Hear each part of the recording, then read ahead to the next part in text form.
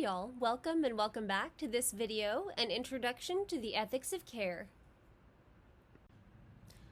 In this lesson, we turn to a deeply influential family of moral theories known collectively as the ethics of care, or simply care ethics.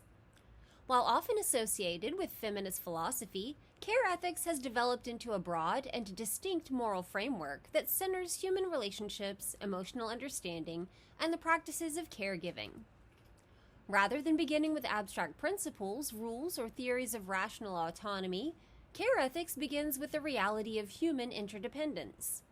We are born dependent on others, we remain dependent throughout various parts of our lives, and even in moments of independence, we are sustained by relationships.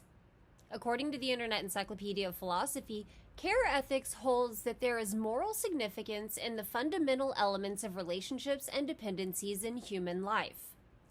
This core idea sets care ethics apart from many traditional moral theories and reorients the starting point of moral inquiry.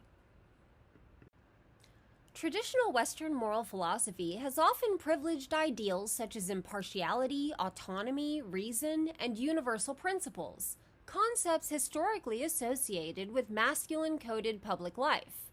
Activities such as caregiving, attending to emotions, managing relationships, and maintaining households were relegated to the private sphere and dismissed as natural, unphilosophical, or morally irrelevant. Feminist theorists argued that these exclusions were not morally neutral. They distorted the shape of moral theory itself. As Virginia Held puts it, feminist critiques of ethics do not simply add new insights to old frameworks, they require the transformation of moral theory so that it accounts for the full range of human experience, including those traditionally associated with women. The need for transformation is especially clear in three areas where Held identifies long-standing gender bias within traditional moral theory: the split between reason and emotion, the strict separation of public and private spheres, and the conception of the self as an isolated, independent individual. First, the reason-emotion split has often framed emotion as irrational or morally suspect, a view inherited from Greek thinkers such as Plato and Aristotle, and echoed in modern philosophers like Immanuel Kant. Second, the public-private divide casts caregiving and domestic life as merely natural, rather than morally instructive, rendering the activities of parents, especially mothers, invisible to ethical theory. Third, models of the self in thinkers such as Hobbes and Rousseau describe humans as essentially independent, competitive individuals, an image that does not reflect the experience of caregivers whose moral lives are relational from the start. Against this background, the ethics of care emerges as a philosophical tradition that recenters what mainstream moral theory marginalized. Although earlier writers such as Mary Wollstonecraft, the Beecher sisters, and Charlotte Perkins Gilman articulated themes later associated with care ethics, the framework was explicitly developed in the early 1980s by Carol Gilligan and Nell Noddings.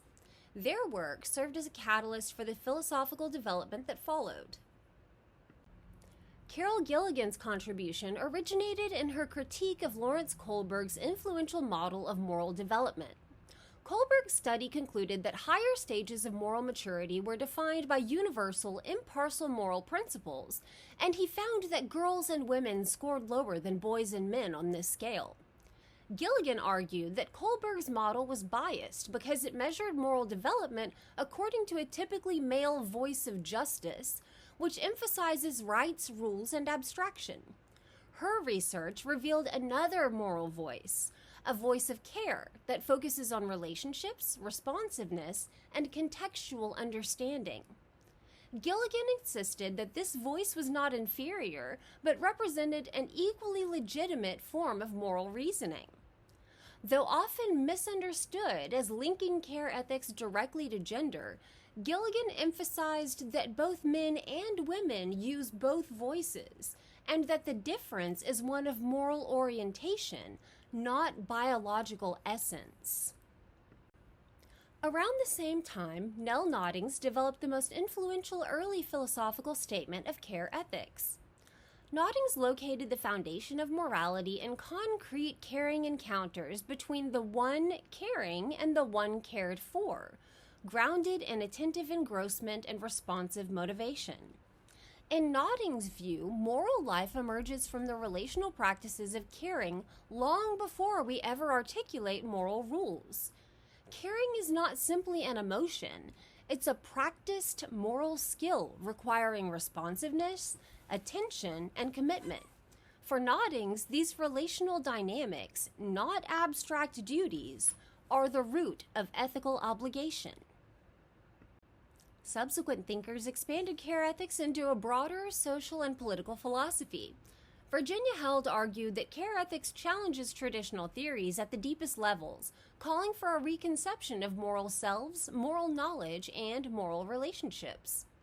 Joan Tronto offered a political and institutional account of care, identifying key phases of caring: attentiveness, responsibility, competence, and responsiveness, and showing how societies organize or fail to organize care in just and unjust ways.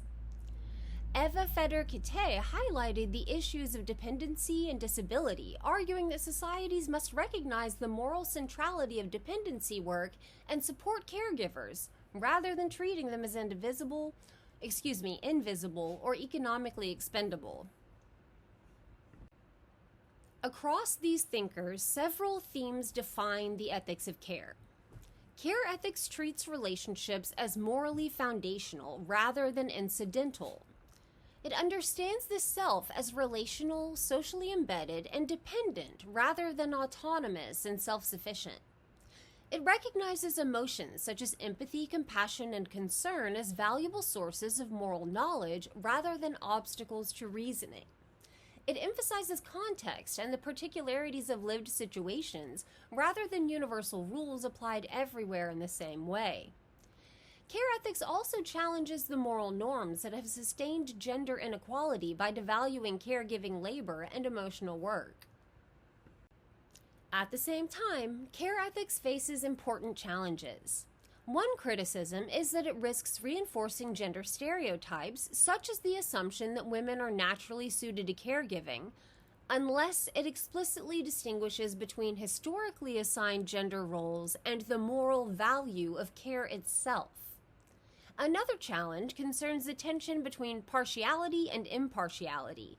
Caring for those closest to us is morally important, but moral life also includes obligations to strangers, institutions, and communities. A further concern, raised by Martha Nussbaum and others, is that a complete moral theory must incorporate notions of justice, rights, and universal human entitlements. Care alone may not provide sufficient protections against injustice, exploitation, or systemic harm.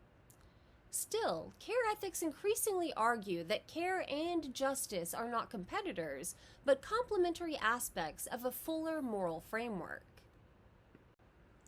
Despite these criticisms, the ethics of care has expanded the landscape of moral theory by bringing attention to relationships, vulnerability, dependency, and the emotional dimensions of moral life.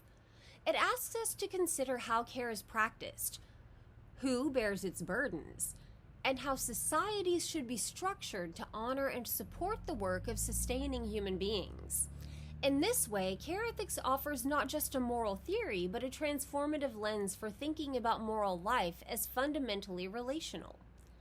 In the following videos, we'll look more closely at key concepts of care ethics, its major thinkers, and the strengths and limitations of the approach. For now, keep in mind the central insight. Moral life does not begin with isolated individuals reasoning from abstract principles. It begins with the relationships that shape us, sustain us, and call us to care. Alright y'all, that's all for now. If you're interested in more videos about philosophy and ethics, take a look at the videos posted on our channel. Thanks for watching. Have a great day.